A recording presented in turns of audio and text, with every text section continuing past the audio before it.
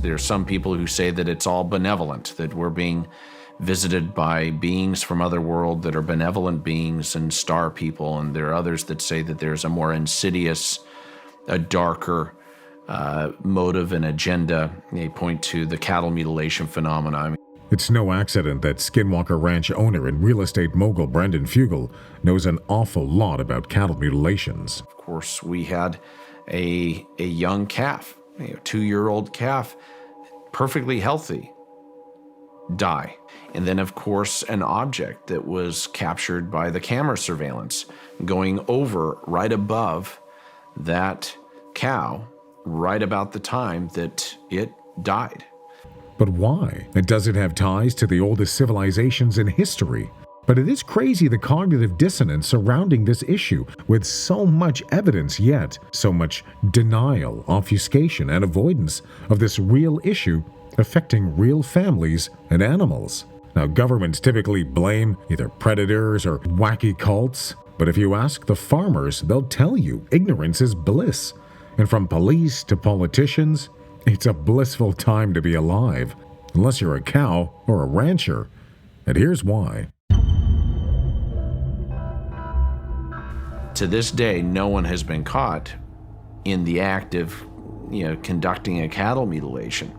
It's been called the greatest unsolved crime spree in the country. And now to a bizarre mystery gaining attention on a national level. Cows found mutilated, some of them cut with precision and their bodies seemingly untouched with no bloodshed. And it's happening everywhere, still to this day. Nor is it a crisis that stops at the border or even this continent. The hair was in a complete circle underneath what she was lying on, just as if she hit the ground and spun. So right there, then I decided this has got to be something different. It's an authentic mutilation. Fern was an accomplished, nationally recognized, award-winning, multi-generational cattle rancher, but a chance phone call in the 1990s thrust him into history as one of Canadian farmers' most passionate, dedicated, and fastidious advocates for justice, but most important of all, truth. Something or someone was killing cattle and other animals, and no one was willing to help. These are Fern's own photographs taken on farms in the Canadian prairies. In every legitimate case, the animals typically had things like their sex organs, eyes, glands, the udders and teats, or large organs removed. But it was done with a kind of surgical precision that would defy logic or science. The incisions are not taken by the mouth of done by the mouth of a predator. It looks like a laser cut.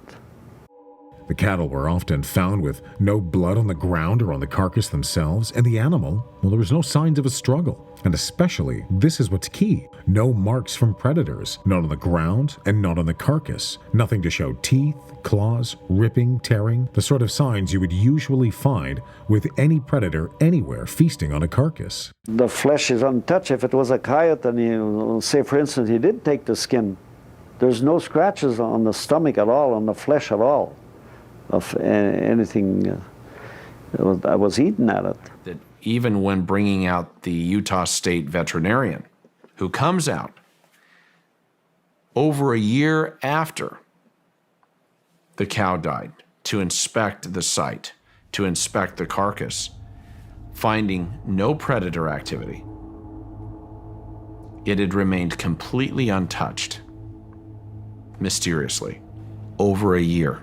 Now, many are often found on their backs with their legs in the air, but no signs as to how that happened, and certainly no signs that they tried to get up. Instead, it was just like they'd been dropped. And it was a scene that played out over and over on farm after farm, year after year. But when these farmers asked the police and government for help, well, it just became a stampede against reality. Contacted the RCMP. And they suggested you call Fern. Right. And then you never heard from the police again. No. But they didn't want to investigate any further. No.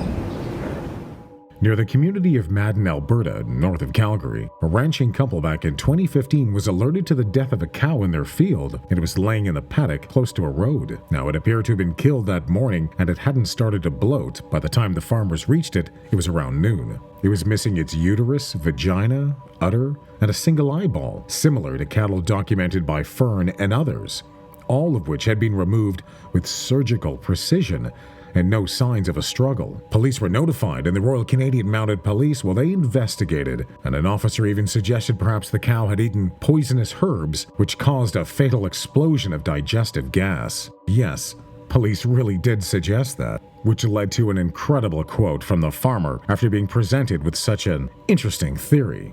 She exploded off of her vagina, and there's not a drop of blood or a trace of matter anywhere around her. Like, how far did it explode? Into outer space? Of course, the suggestion is utter nonsense, but her husband and fellow rancher, well, he just happened to work at a farm animal surgery, and he was quite familiar with deaths and injuries caused by predators.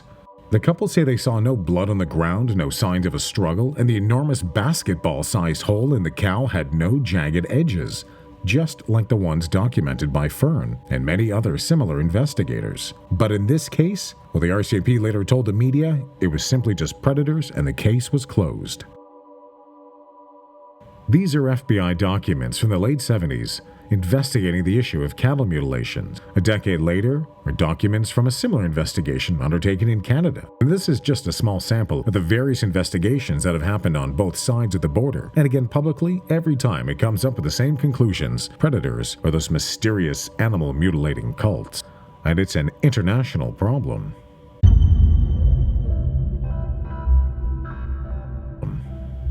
These ranchers from Argentina discovered cattle mutilated on their farm, again, butchered with the same precision as the others that were found in North America. Australia, it's even done its own investigation. The same again. Cuts, organs harvested. So is this just a modern-day problem? Nope, not in the least.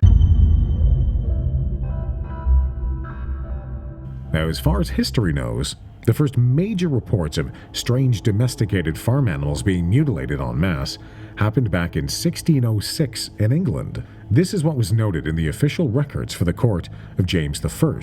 Quote, "Whole slaughters of sheep have been made, in some places number 100, in others less, where nothing is taken from the sheep but their tallow and some inward parts, the whole carcasses and fleece remaining still behind."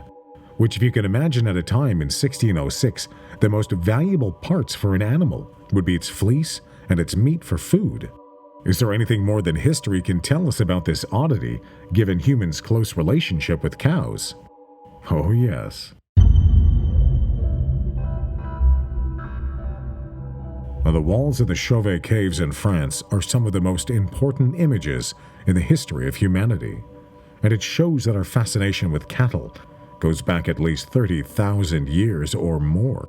When it came to farming, cows were domesticated over 10,000 years ago, one of the oldest domesticated animals on Earth. Now, a good book to read about all of this is called Stalking the Herd, and in it talks about the fact that cattle and divine bulls became an important part of ancient cultures in India, where the cow became a divine goddess. Now, looking towards the west in ancient Sumerian cultures, the solar and bull cults of divine worship began, as it was told in the Epic of Gilgamesh, and the bull of the heaven that came down and was defeated.